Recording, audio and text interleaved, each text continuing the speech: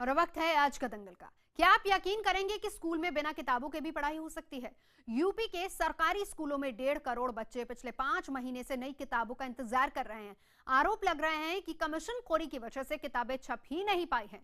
IBN7 ने स्थिति की पड़ताल की। देखिए शलभमणि त्रिपाठी की एक्सक्लूसिव रिपोर्ट और फिर करेंगे इसी पर बड़ी बहस। वादा तो था लैपटॉप और मोबाइल देने का, लेकिन अखिलेश अंकल तो बच्चों को किताबें तक नहीं दे पा रहे। यूपी में एक तरफ जहां प्राइवेट स्कूल के बच्चे 5 महीने में करीब आधी पढ़ाई पूरी कर चुके हैं, तो वहीं सरकारी स्कूलों में पढ़ने वाले लगभग 1.5 करोड़ बच्चे अभी किताबें मिलने का इंतजार ही कर रहे हैं। IBN7 की टीम ने बच्चों की इस मुसीबत की पड़ताल कई शहरों में की। हर शहर का हाल एक ही दिखा, बच्चे किताबों के लिए तरस रहे हैं। किताबें मिल जाती नहीं तुम लोगों को मिली पढ़ाई के लिए? अभी नहीं मिली। तो फिर कैसे पढ़ाई कर रहे हैं स्कूल में? अब मैम पढ़ा रही हैं पुरानी किताबों से। अभी नहीं मिली। तो फिर कैसे पढ़ रहे हो? मैम ऐसी पढ़ा रही हैं अभी। ऐसी पढ़ा रहे हैं आपको बिना किताबों से? टीचर कहती है कि अभी ऑफिस भी गई, अभी किताब नहीं आई है, जब आएगी तो जाएंगे लेने के लिए। हम लोग को पढ़ने में दिक्कत होती है। नहीं आई किताबें? क्या बोलती है टीचर? टीचर अभी ऑफिस में भेजी हुई है किताबें के लिए, अभी आधी किताब आई है, थोड़ी अभी नहीं आई है। अब कुछ किताबें जो नहीं आई हैं वो बच्चों को पढ़ाते हैं उसमें दिक्कत हो रही है। वो कुछ जो पहले बच्चे पढ़ चुके हैं उससे पुरानी किताबें हम लोगों ने दिलवा दिया है बच्चों को कि जब तक इससे पढ़ो, इसके बाद जब आएगी तो मिल जाएंगी। किताबें नहीं मिली हैं, अभी पुरानी हम लोग को मिली हैं। 5 महीने थे पुरानी किताब से पढ़ ले, नई किताब अभी नहीं आई है। मुझे अभी किताब नहीं मिली है, पुरानी किताब से पढ़ रही हूँ। IBN7 की टीम ने यूपी सरकार की इस बड़ी नाकामी की पड़ताल और भी स्कूलों में की। हालात डराने वाले हैं। जो किताबें अप्रैल में मिल जानी चाहिए थी, वो अब तक नहीं मिली। अखिलेश के अफसर बस बहाने बनाने में जुटे हैं। ऐसी कोई बाधा नहीं आ रही है। मैंने जनपद के कई विद्यालयों में, मंडल के कई विद्यालयों में मैंने भ्रमण किया है और बच्चों के पास किताबें हैं। ये ज़रूर है कि पुरानी किताबों से अध्ययन अध्यापन का काम जो है सुचारू रूप से चल रहा है। सवाल यह है कि आखिर सूबे के बच्चों के भविष्य से ये खिलवाड़ क्यों? अखिलेश छात्रों को लैपटॉप, मोबाइल देने के दावे कर रहे हैं, लेकिन बच्चे किताब तक के लिए क्यों तरस रहे हैं? IBN7 की टीम ने इन सवालों का जवाब तलाशने की कोशिश की। यूपी में किताबों का ठेका 700 करोड़ रुपए का है। विपक्ष के आरोपों की माने तो किताबों की छपाई में टेंडर माफिया हावी है। आरोप है कि किताबों की छपाई में जमकर कमीशन खोरी का खेल होता है। आरोप है कि इस बार कमीशन के चक्कर में ना तो ठेके बटे, ना किताबें छपी। अखिलेश सरकार जो है धोखा दे करके, जैसे नौजवानों को धोखा दिया, किसानों को धोखा दिया, गरीबों को धोखा दिया, वैसे भावी जो हमारा देश का भविष्य है उसको भी धोखा देने का। जो भी उसमें टेंडर वगैरह देता है उससे चाहते हैं कि अधिक से अधिक वो कमीशन हमें दे, तभी वो टेंडर उनका मंजूर होगा। तो इसलिए वो छप नहीं पा रहे हैं। कैसे क्यों डरे हुआ आप जानते हो कि लोगों ने इसमें बहुत अदालतों में वो किया, लेकिन उस जिले के बाद बहुत ही अच्छी किताब अदालती ने कहा था बांस के कागज से छापने के लिए। इसमें सरकार की तरफ से कोई कमी नहीं रही है। इससे किताबें और पढ़ाई का इसलिए नहीं नुकसान हुआ कि पुरानी किताबें ऑलरेडी जमा करा दी गई थी। सरकारी स्कूलों की बदहाली से नाराज हाईकोर्ट ने हाल ही में एक फैसला सुनाया था। फैसला अधिकारियों और कर्मचारियों के बच्चों को सरकारी स्कूल में पढ़ाने का। इस फैसले से इस कदर हड़कंप मचा था कि यूपी सरकार इस फैसले के खिलाफ ऊपरी अदालत में चली गई। पर स्कूलों में किताबों की कमी ने यह साफ कर दिया है कि सरकार ने इस फैसले से कोई सबक नहीं लिया। अखिलेश रस्तोगी के साथ शलभमणि त्रिपाठी, लखनऊ, IBN7। और इसी पर करेंगे चर्चा। खास मेहमान मौजूद है, परिचय करा देती हूँ। बीजेपी के प्रवक्ता मनीष शुक्ला हमारे साथ हैं, BSP के नेता सुदिन भदौरिया और समाजवादी पार्टी के नेता सैयद असीम वखार साहब। वखार साहब, पहला सवाल आपसे, बच्चों को किताबें क्यों नहीं मिली अभी तक? नहीं, सवाल आपका बहुत अच्छा है और IBN7 का हम शुक्रिया अदा करते हैं कि आप जनता से जुड़े हुए हर मुद्दे को समाज के सामने लाने का काम करते हैं। आपको सैल्यूट मेरी तरफ से। लेकिन सच्चाई कुछ और है। सच्चाई यह है कि IBN7 से पहले माननीय मुख्यमंत्री जी ने इसका संज्ञान ले लिया है और इसके ऊपर कड़ी कड़ाई से पूछताछ जारी है, जांच जारी है और कहाँ पे गलती हो रही है, कहाँ पे क्या हुआ है, इसकी भी जांच हो रही है। 5 महीने बाद बहुत मुख्यमंत्री जल्द जी को आपके याद सामने आया सब कुछ अप्रैल आ में जाएगा। किताबें मिलनी चाहिए थी। अगस्त का समय आ गया। प्राइवेट स्कूलों की बात करें तो सेकंड टर्म के एग्जाम चल रहे हैं वहां पर। मैंने जो कहा उसको सुनिए। मैंने कहा आपका शुक्रिया कि आपने तारीफ से नहीं होगा ना, आप हमारा शुक्रिया करेंगे, उससे बच्चों को किताबें नहीं मिल जाएंगी। हम यहाँ पर अपना शुक्रिया अदा कराने के लिए नहीं बैठे हैं। हमारा काम है जो गलत हो रहा है उसको दिखाना है। आप हमारा शुक्रिया अदा करने के बजाय बच्चों को किताबें दिलवाइए। नहीं, मेरा शुक्रिया वापस कर दीजिए। मैंने गलती कर दी, आपका शुक्रिया अदा करके मैं अपनी गलती पे नादिम हूँ, माफी चाहता हूँ आपसे। लेकिन सच्चाई ये है कि IBM 7 से पहले माननीय मुख्यमंत्री जी ने इसका संज्ञान ले लिया, इस पर पूछताछ जारी हो गई है। कब लिया संज्ञान ये बताएंगे? दे दिया गया, तारीख बताएंगे, क्योंकि फिर उसके बाद मैं भी डिटेल बताती हूँ पूरी। सुन तो लीजिए मोहतरमा मेरी बात, आप नाराज हो जाती हैं अगर आपसे कोई बात की जाए तो। वकार साहब मैं नाराज नहीं हो रही हूँ, मैं सवाल कर रही हूँ आपसे। मेरे अल्फाज थोड़े तीखे हो सकते हैं, पिच ज्यादा हो सकती है, लेकिन मेरा सवाल है आपसे। तीखे नहीं होते हैं आपके, नहीं अल्फाज तीखे नहीं होते, अंदाज थोड़ा तीखा होता है। ऐसा लगता है कि जैसे आपकी मर्जी के मुताबिक नहीं बोला मैं तो आप मुझे सजा दे देंगी। तो मैं ऐसा, हम सिर्फ सवाल कर रही हूँ वकार साहब, चलिए जवाब रखिए। देखिए मुख्यमंत्री जी, हमारे मुख्यमंत्री जी जनाब अखिलेश यादव जी उत्तर प्रदेश के पहले ऐसे मुख्यमंत्री हैं जिन्होंने एजुकेशन हो या स्वास्थ्य हर दिशा में बहुत अच्छा और बहुत बड़ा काम किया है, चाहे प्राइमरी हो, चाहे माध्यमिक हो, चाहे उच्चतर शिक्षा हो। दूसरी बात, ये पहले स्वास्थ्य का हाल हमने 2 दिन पहले देख लिया था, क्या हुआ था। ज्यादा लैपटॉप बांट दिए हैं। स्वास्थ्य लैपटॉप मिले, किताबें कहाँ हैं? जो मुख्यमंत्री 20 लाख से ज्यादा लैपटॉप बांट सकता है वो किताबें क्यों नहीं बांटेगा? खाली इस बात का ध्यान दीजिए। और तो बताइए क्यों नहीं बटी? मुख्यमंत्री जी ने इसका संज्ञान ले लिया है। नहीं, मुख्यमंत्री जी ने इसका संज्ञान ले लिया है, आपसे फिर मैं कह रहा हूँ। चलिए, मुख्यमंत्री ने संज्ञान लिया, आप ये बात कह रहे हैं, लेकिन मैं आपको बता दूं स्थिति क्या है, मामला कहां से बाहर निकला। विधान परिषद के एक सदस्य हैं जिनका किसी सियासी पार्टी से कुछ लेना देना नहीं है, शिक्षा के वो हैं और इसीलिए उन्होंने ये बात उठाई है। मनीष जी, वकार साहब ये कह रहे हैं कि हम प्रतिबद्ध हैं अपनी जनता के लिए, समाजवादी पार्टी है यानी गरीबों के लिए है ये पार्टी और गरीबों की पार्टी है, लेकिन वहां पर हालत क्या है? हेल्थ सर्विसेज आपने देखी 2 दिन पहले क्या हुआ, एक पिता अपने बच्चे की लाश को कंधे पर ढोता हुआ घूम रहा था। शिक्षा की हालत आपने देखी, क्या आप मानेंगे आप लोग भी तो आवाज नहीं उठा रहे हैं इस पर? स्वास्थ्य और शिक्षा के मामले में उत्तर प्रदेश फिसड्डी साबित हो रहा है, मुख्यमंत्री जी फेल साबित हो रहे हैं और उनके प्रतिनिधि जिस तरह से आपको जवाब दे रहे हैं और जिस तरीके से आपके जवाब पे नाराज हो रहे हैं, ये प्रदर्शित कर रहा है कि इनके पास कहने के लिए कुछ नहीं है, डिबेट डाइवर्ट करना चाहते हैं। देखिए 5 महीने बाद मुख्यमंत्री जी संज्ञान लेते हैं तो इसका मतलब मुख्यमंत्री जी का फेल्योर है। अगर उनको अप्रैल की बात अगस्त में पता चलती, ये वो सरकार है कि जाड़े में 15 फरवरी के बाद ये कंबल का टेंडर करते हैं कि कंबल बांटना है, और जब बाढ़ आ जाती है तो उसके बाद ये खड़े होते हैं कि अब बाढ़ आ गई, इससे निपटने वाली सरकार है। देखिए पूरी सरकार अपने अपने में व्यस्त है, अपने पारिवारिक झगड़ों में व्यस्त है, लूट खसोट में व्यस्त है, उनको न बच्चों की चिंता है, नौजवानों की बात कर रहे थे आसिफ वकारी। बीजेपी क्या कर रहे हैं वहां पर? विपक्ष की भूमिका तो आप भी नहीं निभा पा रहे। विधानसभा का सेशन बीत गया, मुद्दा तो आपने भी नहीं उठाया। ये मुद्दे तो आपको उठाने चाहिए थे ना मनीष जी।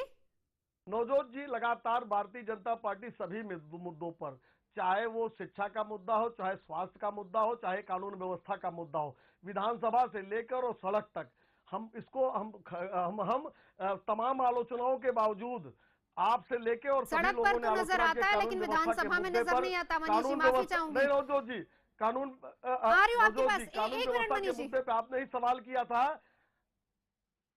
जी नवजोत जी, चलिए अपनी बात रख लीजिए, मैं फिर सुधेन जी के पास जाऊंगी, आप अपनी बात खत्म कर लीजिए। जी जी जी जी नवजोत जी, तमाम आलोचनाओं के बावजूद हम लोगों ने सड़क से लेके सदन तक इस संघर्ष किया है और हम आगे भी करते रहेंगे। लेकिन जिस तरीके से बच्चे उत्तर प्रदेश के भविष्य और देश के भविष्य के साथ खिलवाड़ कर रही सपा की सरकार, अखिलेश जी की सरकार, 5-5 महीने तक किताब नहीं मिल पा रही है। और एक अच्छी बात बताएं, अभी 15 दिन पहले इन्होंने स्कूल बैग की भी घोषणा कर दी। ये घोषणा मुख्यमंत्री हो गए हैं, इनको करना कुछ है नहीं, 5 महीने बाद दे रहे हैं। सुधेन भदौरिया जी को भी इंक्लूड करना चाहूंगी बहस में, और ये बैग देखिए, उसके बाद वकार साहब आपके पास आती जवाब लेने दोनों का। सुधेन जी, मेरा सवाल आपसे है क्या आप मानते हैं कि सरकार पूरी तरह से विफल रही है, किसी भी तरह की कोई सेवा नहीं दी? मनीष जी कह रहे हैं कि घोषणाओं के मुख्यमंत्री हो गए, लेकिन असल मायने अगर देखे जाए तो ग्राउंड रियलिटी ये है कि किसी को कुछ नहीं मिलता है, सिर्फ घोषणाएं होती हैं।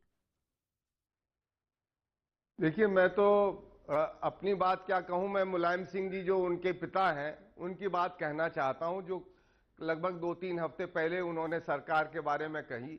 उन्होंने स्वयं कहा कि इनके मंत्री और इनके कार्यकर्ता केवल लूट में लगे हुए हैं, प्लॉटों की लूट बंद कर दो, अब चुनाव करीब आ रहे हैं वरना कोई वोट नहीं देगा।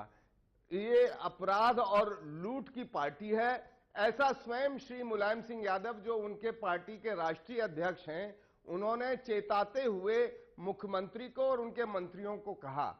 इससे ये स्पष्ट है, हम लोग तो शुरू से इस बात को रखते रहे हैं कि उत्तर प्रदेश की सरकार जंगल राज और गुंडा राज की पार्टी है। आज उत्तर प्रदेश के आधे जिले बाढ़ में डूबे हुए हैं, इनके मंत्रियों को फुर्सत नहीं है, सरकार को फुर्सत नहीं है। बच्चों को शिक्षा और स्वास्थ्य, महिलाओं को शिक्षा और स्वास्थ्य, और फिर महिलाओं की सुरक्षा का जो हाल है बुलंदशहर से लेकर पूरे प्रदेश में लोगों ने देखा हुआ है।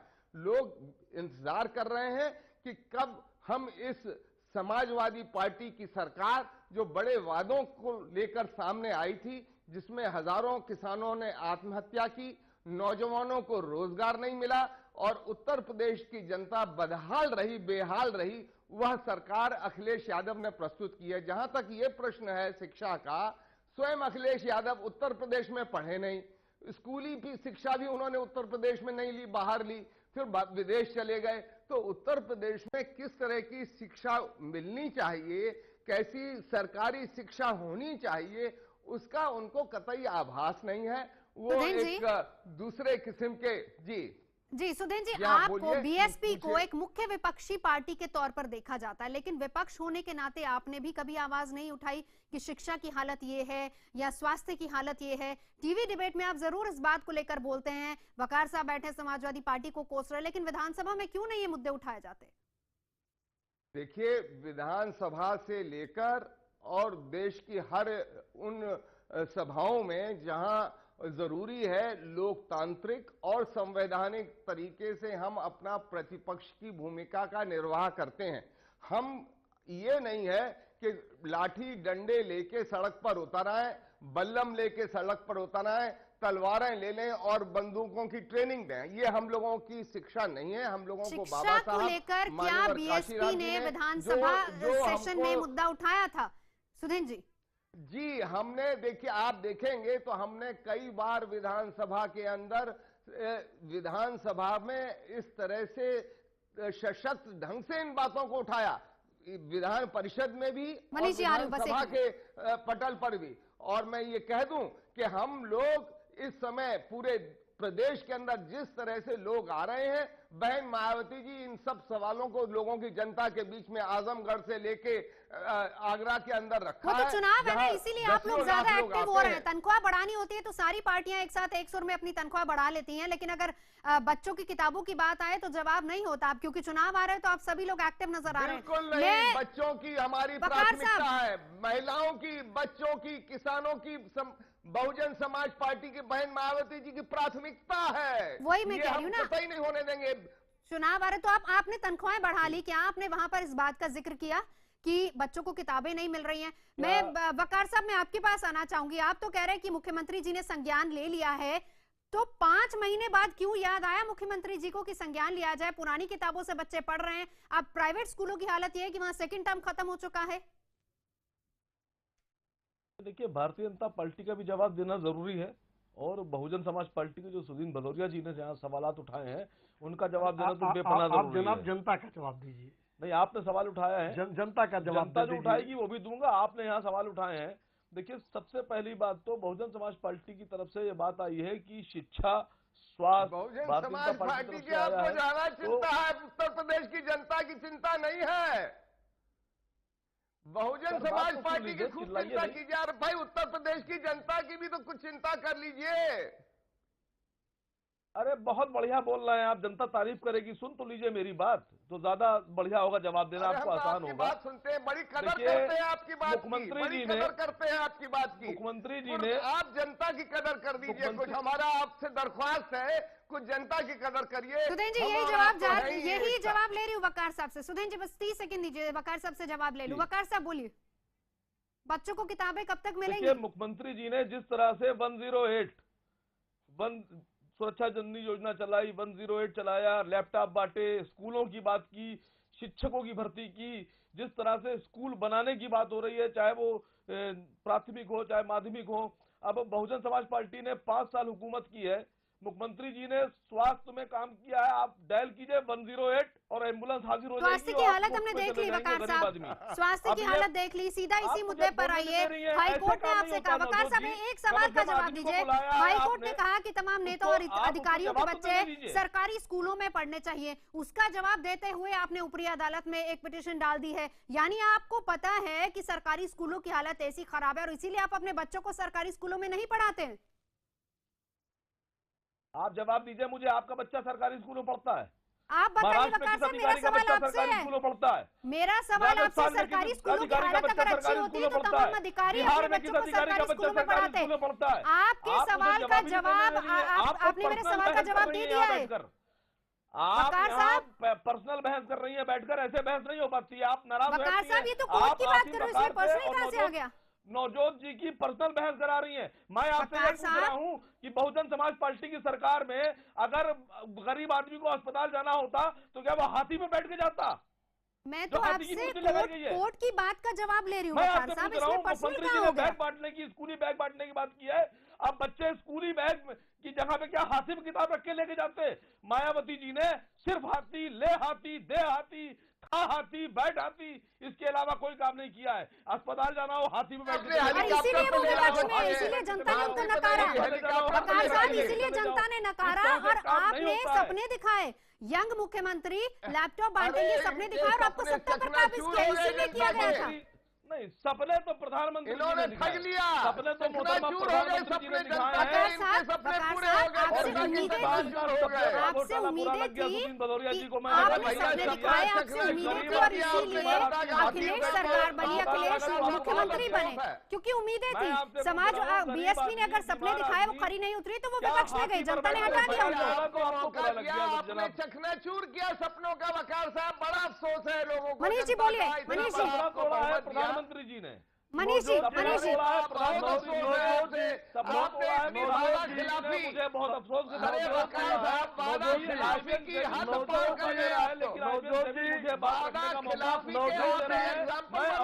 सुधीन जी एक मिनट, सुधीन जी वकार साहब एक मिनट बस, मनीष जी को अपनी बात रखने दीजिए, मैं फिर आती हूँ आपके पास। मनीष जी मैं अपनी आपत्ति दर्ज करा रहा हूँ। एक मिनट वकार साहब, एक मिनट आप अपनी आपत्ति दर्ज कराइएगा, पहले मनीष जी बोलिए। आपके इतने महत्वपूर्ण सवाल को वकार साहब चाहते हैं विषय पे न बात हो, इसलिए हाथी पे चलेगा। अच्छा होता आप बताते कि 5 महीने जब नहीं बच्चों को किताब मिली तो कौन सी कार्रवाई आपने किया, अभी तक क्यों किया, कौन सो रहा था, उस मंत्री के ऊपर क्यों, कौन सी कार्रवाई किया? 108 की बात करते हैं वकार साहब आप। 108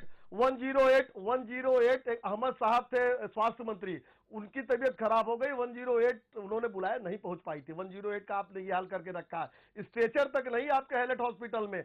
बच्चे जो है पिताओं के कंधे पर दम तोड़ रहे हैं इस उत्तर प्रदेश में। शर्म आने की जगह आप नवजोत जी के ऊपर या किसी के ऊपर सवाल न खड़ा कीजिए। सरकार आपकी, इसलिए सवाल आपसे होंगे अगर समस्या आएगी। आप बताइए 5 महीने बाद, 5 महीने पहले, 5 महीने बाद, 5 महीने बाद आप स्कूल के बैग की घोषणा करते हैं। आप स्कूल के बैग की घोषणा जो है आधे सत्र में करते हैं, ये सत्र समाप्त होने के बाद आप देंगे। ये घोषणाओं से नहीं चलने वाला है प्रदेश, आपको कुछ करके दिखाना होगा। आप 108 जो केंद्र पोषित एम्बुलेंस है उसको आप बखान कर रहे हैं केवल। अब स्वास्थ्य बन गया, इनका जाने की बारी आ गई। जो संवेदनशील इशू है, देश के भविष्य से जुड़े इशू है, प्राथमिक विद्यालयों पे देश का भविष्य पल रहा है, उसको किताबें नहीं मुहैया करा रहे हैं। इसी का जवाब वकार साहब जवाब रखिए। वकार साहब आपने नारा दिया था, जवाब ले लूं। एक मिनट वकार साहब जवाब। मैं एक चीज कह दूं, मैं देखिए वकार साहब से जवाब जरूर लीजिएगा, पर इनका बोरिया बिस्तरा तो बन चुका है, अब जाने की तैयारी है। आप इनसे कह रहे हैं कि आप शासन कीजिए, अब कहाँ समय रह गया? जवाब तो लेने दीजिए सुधीर जी, एक मिनट। वकार साहब जवाब रखिए। जाने की बारी है। ठीक है, वकार साहब जवाब रखिए। देखिए दो भाई, देखिए अफसोस किस बात का नवजोत जी था, जब भदौरिया जी बोलते हैं या मनीष जी बोलते हैं तो आप पूरा मौका देती हैं मुस्कुरा कर। अरे भाई अब बोल दीजिए ना। मैं मुस्कुरा रही हूँ, आपको भी मौका दिया। शुरुआत में आप से बात शुरू की थी, आप अपनी बात रखिए और मुझे मौका नहीं देती है। अब आप उतर आए, अब आप मुस्कुराने पे उतर आए। देखिए भारतीय जनता पार्टी की सरकार में भाई हम भी जनाब प्रधानमंत्री जी ने जो आवाम के साथ सबसे बड़ा धोखे वाला घोटाला किया है, जिक्र उसका भी कर लीजिए एक बार। अरे भैया जरा एक बार 15 लाख इंटू 125 करोड़ करिए, 15 लाख इंटू 125 करोड़ करिए। समाजवादी पार्टी के पास जवाब नहीं है वकार साहब। देखिए समाजवादी पार्टी के पास सारे जवाब है, आप जवाब देना नहीं चाहते। पार्टी के देखिए जुलाई में सत्र शुरू होता है, अप्रैल में शुरू होने लगा साहब। सुन लीजिए पहले आप साहब, अब अप्रैल में सत्र शुरू होने लगा। सुन लीजिए मेरी, माननीय मुख्यमंत्री जी ने जब संज्ञान ले लिया है और संज्ञान लेने के बाद उन्होंने इसके ऊपर पूछताछ जारी कर दी है, इंक्वायरी जारी कर दी है, तो मैं समझता हूँ ठीक है। बहुत बहुत शुक्रिया। आज वकार साहब को मेरी मुस्कुराहट बहुत नजर आ रही थी, लेकिन वकार साहब मैं गुजारिश करूंगी चलते चलते, अगर आपने उन बच्चों के आंसू देख लिए होते तो शायद आप जवाब दे पाते। फिलहाल जवाब देते नहीं बन रहा। हाईकोर्ट के मामले पर जब सवाल किया गया तो उन्होंने सीधा पर्सनल तंज कसना शुरू कर दिया, जबकि जवाब वहां पर भी नहीं था समाजवादी पार्टी के पास वकार साहब के।